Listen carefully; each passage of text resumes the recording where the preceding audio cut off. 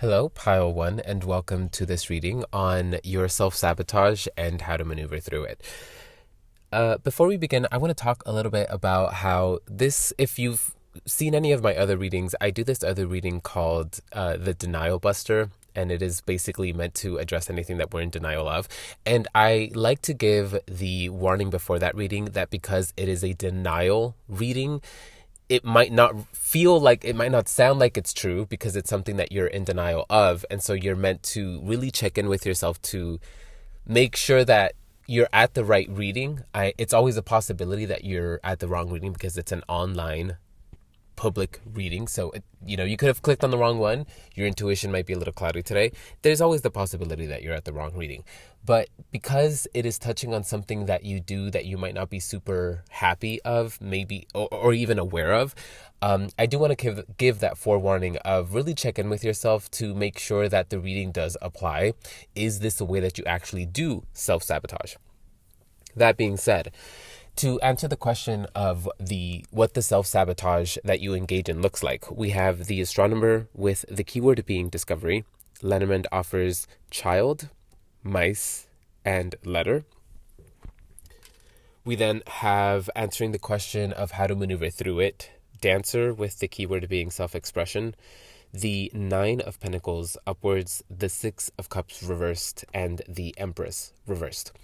Point blank, the way that you self-sabotage is that you sabotage anything that has the potential to grow or anything that is growing by placing your attention elsewhere and neglecting that thing that is growing or has the potential to grow. It seems to be that you're always on the lookout for what else you can find, what else you can learn, what else you can experience. There's very many different ways that this can be true for you. For some of you, it does come across as romantic, where you date around, and there's nothing wrong with that. This is not the channel that's gonna shame you for moving the way that you do. It's not about that. It's just what's being pointed out is that there have been times where, and this is where, whether it's romantic or not, this is for all of you, there have been times where there has been something with genuine potential, something that you could tell if you invested in it would grow to be something of value. But for whatever reason, you went and did something else, and that thing that had the potential to grow never grew because you didn't invest in it, basically. So again, yes, that can be romantic, where, pretty clear, but it doesn't necessarily have to be. It could be other things too, like hobbies, interests, careers, education, whatever, however it can apply. The way that you self-sabotage is that you don't linger, or you don't stay and invest your attention, your time, where you can genuinely tell it would be a good investment. And it's not because, sure, part of it could be like a commitment issues, like for whatever reason, for whatever trauma you're carrying, you fear investing in something that shows genuine potential. None of these cards are picking up on that, to be honest. More so what's being said is that there's this curiosity within you. Let's take the romantic example to just keep it concise. Maybe it's just that you, in this metaphor, you pull a lot. You know that you generate a lot of attention. You put yourself out there, and so you don't want to limit yourself. You don't want to restrict yourself to just one relationship. You don't want to hurt anyone, and so you keep yourself open. You keep yourself single so that you can continue to pursue what it is that you want to pursue.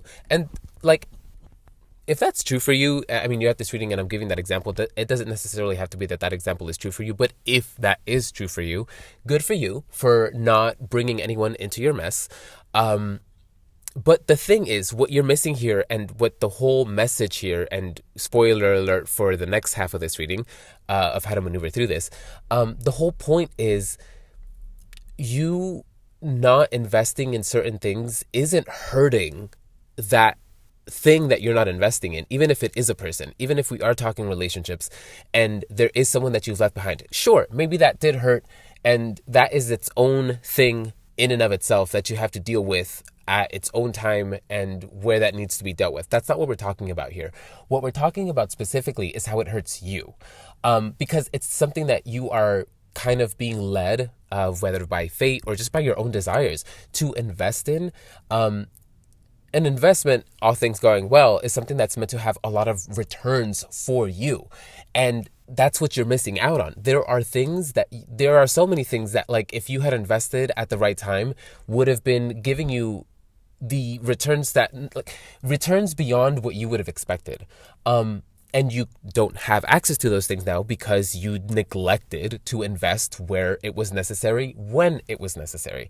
And so that's the self-sabotage here. It's not okay. So again, the curiosity, I want to hone in on that because I feel like I haven't given it enough emphasis. It's not you go and you look for something else because it's like a curiosity. It's a need to know. Why that emphasis? Because of astronomer and the keyword being discovery, but then also with letter. Letter is a card of learning. Or rather of communication. I know that the book card is the card of learning, but I can't help but make the distinction between how she's reading this letter, and letter is correspondence between two people. And so it goes with that like metaphor that we're sticking to, or if it applies to what you're actually going through, where your genuine desire and curiosity for connection is something that keeps you moving in this way rather than investing where you're being asked to invest. So, okay, like let's say it's not about romance, just to give other examples, and it's about like certain habits or hobbies that you're being guided towards, again, whether by fate or your own desires. But because you want to continue to pursue and invest yourself into other things, you're not investing it here. So, let's say you want to start working out, but the time that you would need to work out is being taken up by all of your other hobbies and all of the other things that you do. And the fulfillment that you get from those things is what's keeping you from actually giving anything up in order to pursue this new thing that is you're being kind of, again, led towards. And so that's kind of what's being said here. It's like, cool, yeah, you're giving yourself, you're gaining fulfillment, but you're not seeing the big picture where there's a lot more fulfillment to be gained, not only now, but later on in life, if you invest where, you're being guided to. Okay, how to maneuver through this with the Dancer and then with the Nine of Pentacles. It's basically saying the Nine of Pentacles is I feel weird wording it this way because it almost sounds like a disservice to the message. But to kind of start it off and to give you an idea of it, it's about being grateful for what you do have. The Nine of Pentacles is in a lot of ways a card of wealth. And more importantly, the recognition of one's own wealth. Now, this doesn't necessarily have to be monetary wealth, and honestly, in this reading, it genuinely doesn't feel like it is. The Nine of Pentacles here is asking that you look for what you are wealthy in, for you to look within the purview of what you do have, what you already have, not what you're pursuing, not what you're trying to get. What do you already have? And then seek to value that. Learn to value that. And it's not about being satisfied with what you already have. It's just that because of that internal compulsion to pursue what you don't know, you're really missing out on the really good things that already exist within your life, one. And two, you're not learning how to value what you already have. And if you're not learning to value what you already have, you're not really valuing anything, which means that you're just pursuing things for no other reason than it's just impulse. It's not something that you actually want to pursue. It's just, wow. Okay, what really kind of came through right now, it's like self-control. It's a lack of self-control. And the rest of the tarot kind of like totally corroborates that. But with the Nine of Pentacles, and then self-expression, it's not just about recognizing what you already have. It's understanding that this need to fulfill a curiosity, this need to dig deeper and find more out of life, you can gain that within what you already have. There are if it's relationships, there are relationships in your life that you can gain. Okay, let me actually reword that example. to continue with the example of before, if like let's say there are relationships that you have not invested in that you could tell would have been good investments, but because of who you are, you didn't. That's neither here nor there.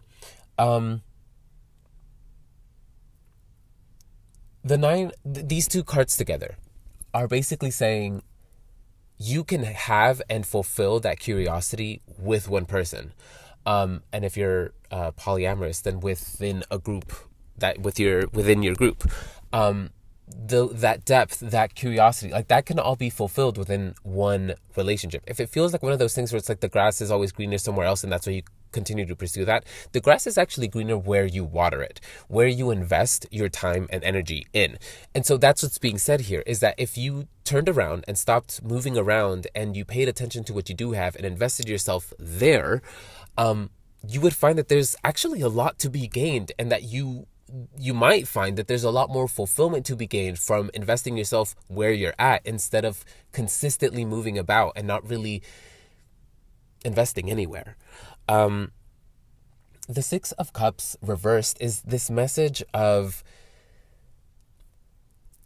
because you don't give, there's nothing for you to take. Now, that doesn't feel like, this message is true across the board. That you're lacking in any way. It's just pointing out that a fulfilling relationship takes two. It takes that both individuals, or however many people are involved, meet the expectation and meet the requirements and are at least of equal standing in terms of what they're investing. And I say at least because any healthy relationship that's going to fluctuate, it's never 50-50. It's just always going to be kind of different depending on the needs of the day and of the moment and of the season. And that's what a partnership is. And so that's basically what the Six of Cups reversed is saying, is that you're not knowing the fulfillment of a genuine relationship because you're not investing anything enough to learn what that is. And again, apply that if it isn't about relationships. You're not gaining the fulfillment of gaining things that you pursue because you never stick around enough to gain the rewards from learning the skill and applying it, etc., etc., etc. Again, apply it as you need to. And so with the Empress reversed, and especially with child at first, with the sabotage that you're engaging in, child being something that's growing, and then mice being that not being able to grow because it's being chipped away at. And so, because if the child is kind of like a tree that's growing, and the mice is the pestilence that's plaguing it and preventing this tree from growing, the Empress reverse is basically that tree and none of its fruit ever growing, and the forest never growing, and nothing ever growing here because you're not letting it. And in fact, not only are you not letting it grow, the way that you're moving is creating conditions that prevent anything from growing. The Empress reverse is kind of a severe message here, where your self-sabotage it goes deeper than you just not giving yourself the reward of the great returns that would come from these investments. Sure, that's something that you're missing out on. The Empress reversed here is saying that it's actually a detriment to you. It's actually something that takes away from you. The Empress's presence here, even if despite the reversal, indicates that there is a potential within you, that wherever you invest, it's kind of like the Midas touch, where anything you have really good energy to invest, time to invest, you seem to be really good at picking things of value. And so if you allowed yourself to invest in those things of value, not only would there be great returns, but it feels almost like great returns for those around you as well. And so it's not only are you cut, it is the way that you move and the way that you're not investing in certain things a disservice to yourself. It's almost starting to feel like it's also a disservice to those that you, and only take this if it applies, to the people that you claim to want to take care of. Yeah, I'm going to leave that there. I hope that this message had something for you. I know it was a little brutal. Hugs. Besitos. Godspeed. Bye. Hello, Pile 2, and welcome to this reading on your self-sabotage and how to maneuver through it. Now, before we get in, I do want to give this reading the same warning that I give in my Denial Buster readings, which is because they are readings of denial, in this case, self-sabotage. It's something that we're not super comfortable seeing. It's something that is in our blind spot. And what that means is it might take a lot more than a simple tarot reading for you to accept that this is something that's true about you. And so this reading does take a lot more discernment than others might. All online pick a card readings, all tarot readings require discernment on your end. But this is one that does sit with it. Don't just write it off immediately. It's already difficult trying to figure out if an online reading is for you. It does require that you're tuned in and that it makes sense. And so don't just write it off immediately. This might be picking up on something that you might not be super comfortable accepting about yourself, and that's okay. Again, it can always be true that it's the wrong reading because it's an online reading. This isn't the first time that I've done this reading. There will be links to past versions of it down in the description in case there's nothing for you in this year's version of it. All of that being said, let's get into your reading. To answer the question of what self-sabotage you engage in, we have the forgotten. The keywords is missed opportunities. Lenormand adds fish, the road, and mice. And then to answer the question of how to maneuver through it, we have the awakener, I think is what it's called. The waker. And the keyword for the waker reversed, because that's coming up reversed, is reflection. Tarot adds the 9 of Cups reversed, the 10 of Cups, and the 9 of Pentacles upwards. Okay. The self-sabotage that you engage in is point blank. You self-sabotage good things. You self-sabotage good opportunities. And with what Lenormand is saying here, it's really good opportunities. It's opportunities that you can genuinely recognize is good for you. It's something that you want. But you choose to, you continue to pick what you're comfortable with. You continue to pick what you are familiar with. Even if it means missing out on something that you want. And just because it's new, it's not as set in as what you are continuing to choose. That's why you don't pick it. That's why you don't give it any merit or value. And so it's definitely not something that happens every time. It's more so just picking up on things like this has happened more than one occasion. And that's why it's coming up as a problem, because it's something that opportunities happen for you and you recognize them as such, but you don't engage with them because you'd rather just stay with familiarity. The last thing that I want to say about this message here, this first half of the self-sabotage you engage in, is with fish and with mice on the other side of road. And the road is like a choice between two things. And it's right there in the middle between fish, which is abundance, and mice, which is depletion. The choice that you've found yourself in, that this reading is picking up on, is there's what feeds you and there's what depletes you. And you continue to choose what depletes you when what feeds you is right there. Okay.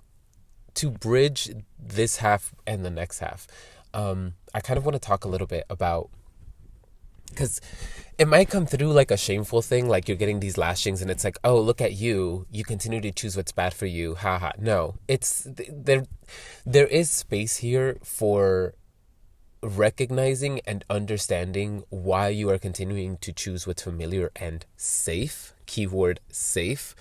There is that. I don't want to kind of make you feel bad for doing so. It's just it's time to recognize it for what it is, and it's self-sabotage. Rest of the reading, which is answering the question of how to maneuver through this self-sabotage. The waker reversed being reflection. It's being aware, but internally first. Shaping out and developing that internal awareness before expressing that awareness. Okay. This kind of adds a layer of maybe what you're choosing. Maybe there's, okay, for some of you, it's that you don't have much of a choice in choosing what's familiar. In some cases, this does feel like a financial thing. It doesn't necessarily have to be. In other cases where it's not so much a choice that you have, there are strenuating mental circumstances, maybe extreme circumstances in your past, like this feels like trauma, maybe, where there's like legitimate reasons, and if not trauma, then just like mental, something of the mind, a mental health struggle that you're dealing with, or just mental health issues, or just something of there's something, a concrete reason for why you might not feel so compelled to choose what is good for you. And in other cases, like if it's not one of those things, it might just be like as simple as, yeah, I know that it's good for me, but it's hard. The Waker reversed is basically asking that you get comfortable with it first internally, and then you can start to pursue it externally. I want to also point out the symmetry of the 10 of Cups in the center, and then the 9 of Cups, which is the card that, I mean, it's, 9 and then 10 of Cups of the same suit. But the 9 is coming up reversed, and then on the other side, it's an upwards 9, but it is now a different suit, a different element. And I kind of also want to point out it's opposite because the cups are water and earth, the pentacles are earth. The message of tarot is basically saying you need to start prioritizing what is good for you in the bigger picture and not what feels good in the moment. And the more that you do that, the more comfortable you will get engaging in moving outside of your comfort zone and more in what you're uncomfortable with, because you will have had that much experience in putting yourself in unfamiliar and uncomfortable situations and gaining good things from it. So just practice makes perfect, basically. The 10 of Cups is like the full spectrum of, in this case, life experience. And the 9 of Cups reversed is basically saying, because it's answering the question of how to maneuver through this, you're over prioritizing what feels good, and you need to start prioritizing, that's the 9 of Pentacles upwards, you need to start prioritizing what actually is good for you. So we go back to the Lenormand cards, which pose the question of like, there is what's good for you and there is what depletes you, or not posing a question, but rather just pointing that out. It kind of reflects in the tarot with that symmetry of like, there's this one thing on the one side, the 9 of Cups reversed, what feels good, and it's coming up reversed because you need to start prioritizing that so much. And there's what's on the other side, which is what's actually good for you. The 9 of Pentacles upwards, wealth that is tangible, and it doesn't necessarily have to be monetary wealth. It very well it actually feels like a wealth of fulfillment, wealth of, in some cases, for some of you, love. And it doesn't necessarily have to be romantic, but just like, if this is about relationships that you're investing in, like investing in good and deep connections, like that's wealth in and of itself. So yeah, I hope that this had something for you. Godspeed, and I hope to catch you at another reading. Hello, Pile 3, and welcome to this reading on the self-sabotage that you engage in and how to maneuver through it. Before we begin, a little bit of a warning. Self-sabotage generally is something that we don't really want to be aware of. It's not something that we want to accept about ourselves, because it basically means that we are standing in our own way. And so just, take a second to sit with the reading. It's always a possibility with any online tarot reading that you might be at the wrong reading, which is why you need to employ your discernment with any reading you take on, whether online or not. But with this one in particular, don't just click off because the first few seconds don't make sense. Give it some time and really reflect with yourself and be honest with yourself to see if there might be something for you. That being said, we have for you answering the question of the self-sabotage itself. We have the Champion reversed, which the keyword for is downfall.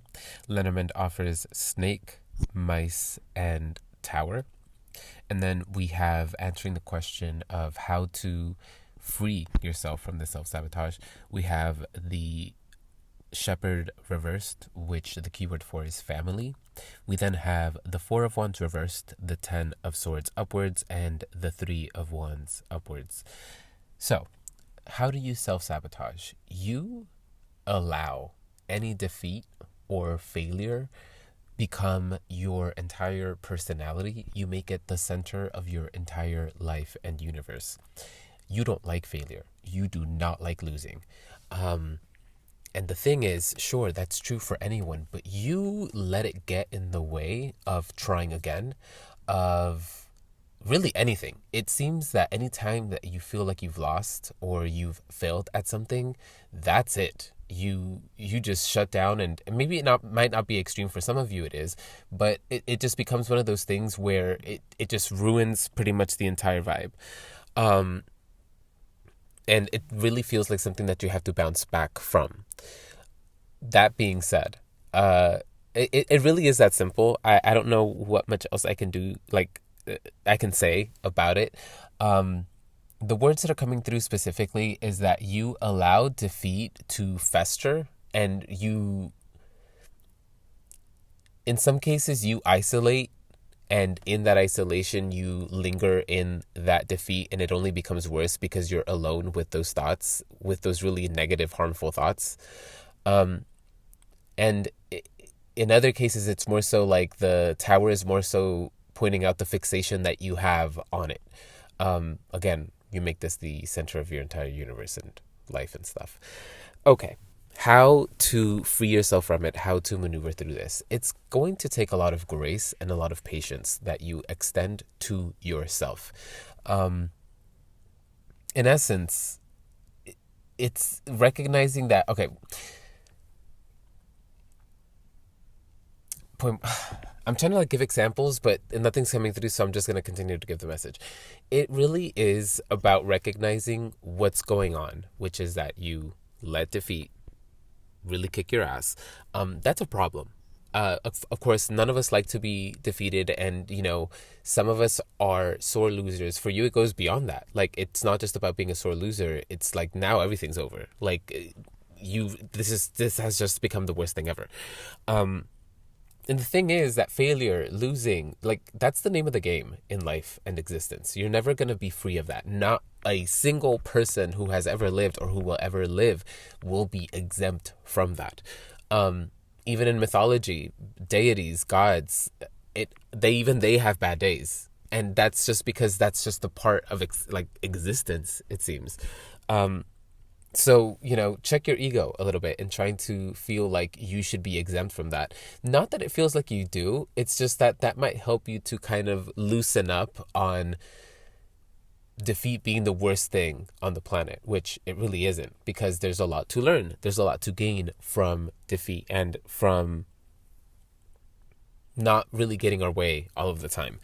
That's what I'm getting from the Shepherd reversed with family, where patience and grace that we extend for people that we love, that now needs to be applied to yourself rather.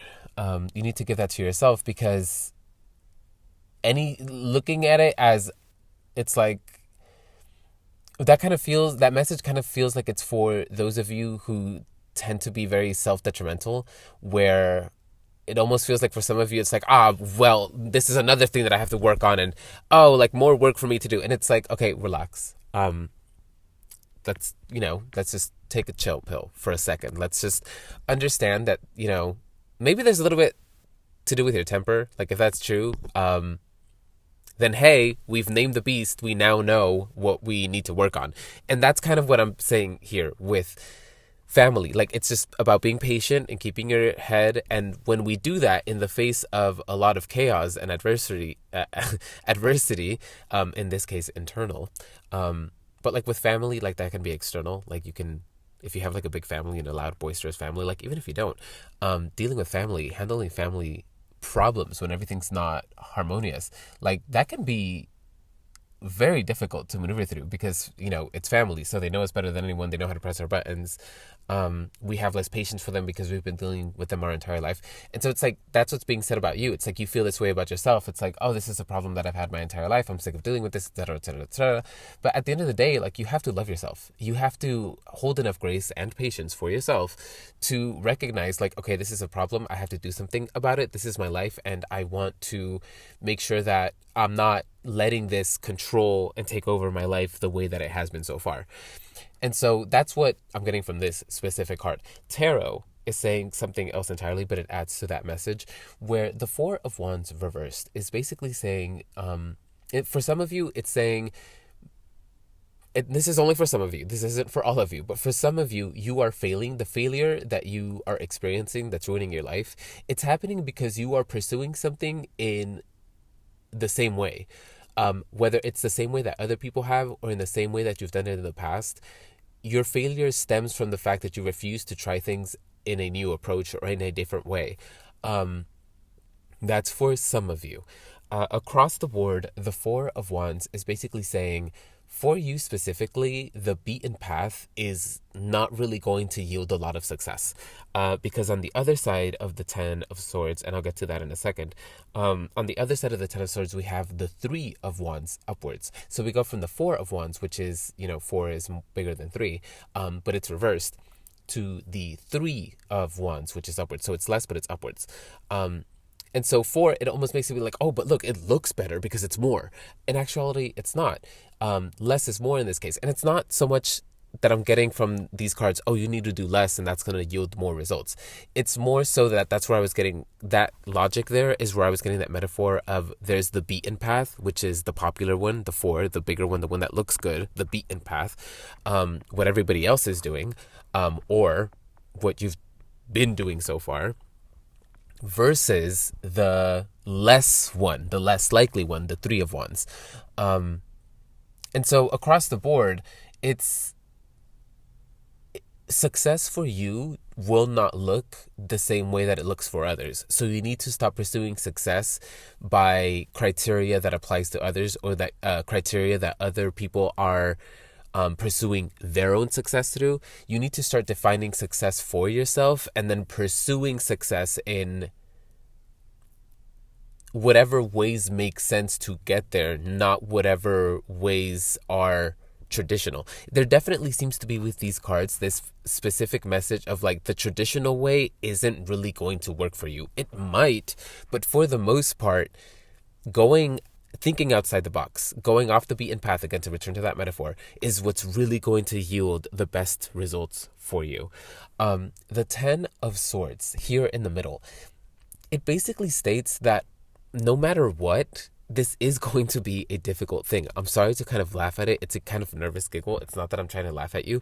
It's just the thing that you hate, the thing that makes you so uncomfortable, defeat, failure, is the best teacher. It's the most humbling. It's what keeps you, like, locked in. It's what keeps your head from growing too much of an ego. And so part of the message here with all of these cards that I'm getting is there's a lot to gain from you studying. And I do mean studying, taking the time, digesting it, picking it apart, applying critical thought to it, studying your failures, your losses, specifically, like, okay, what specifically led to the failure? Why didn't it work? Asking those questions and then applying what you've learned and what you see to new approaches. Now, I do want to point out, in case it is a possibility, I'm not getting that it is from any of these cards, but it is the internet, so I have to say it in case it is a possibility. If you're hearing this and you're thinking about one specific person, and the message that you are getting from this reading is that all the ways that I've tried to get this person haven't worked, so I need to try new ways. Wrong answer, forehead. No, actually, you probably should leave that person alone, because if you have continuously tried to pursue them and if you have continuously failed, it is because they are not interested. And even if they are, and they are yanking you around like that, then that is a waste of your time. So you need to get away from them. So on whatever way that applies, like, this person has told you that they don't like you, leave them alone. Or even if they have and they're sending you mixed signals and that's why you are persisting, leave them alone, because they are just yanking you around and you deserve better than that. Okay. Okay, across the board, the Ten of Swords is basically saying that this is a process that is going to hurt. This is a process that is meant to be humbling. It is, and worse, kind of, the word that's coming through is kind of humiliating. Because again, you hate defeat. You pride yourself on excellence and on not, in some cases, on how little you lose and how little you're wrong. Well, the thing is, you're human. At the end of the day, you are going to be wrong. Even when you're right, there might be someone who has more data than you on something, or even if someone doesn't have it, there is more data. So you're not as right as you could be. And that's the point, is that there's no being the best. There's no black and white in terms of I'm always right or I'm undefeated. It's like, okay, even if that's true, the day is going to come when you are. And if you continue down this path of like this pride and ego of I need to maintain this record, you've already lost. Because at the end of the day, across the board, because the human psyche is what it is, failure and defeat are our greatest teachers. And because life and existence is what it is, failure and defeat are par for the course. We are never going to be able to get away from that. None of us are exempt from that experience, which will continue time and time again throughout life forever until we're gone. And if you believe in reincarnation, then even past that into the next reincarnation too. Sorry to break it to you, but hey, it's meant to be a Halloween reading. Boo. Hope it gotcha. Brutal reading. But if you made it this far, you already know. You really do already know. So Godspeed on your journey. I hope that this reading had something for you, and I hope to catch you at another reading. Bye.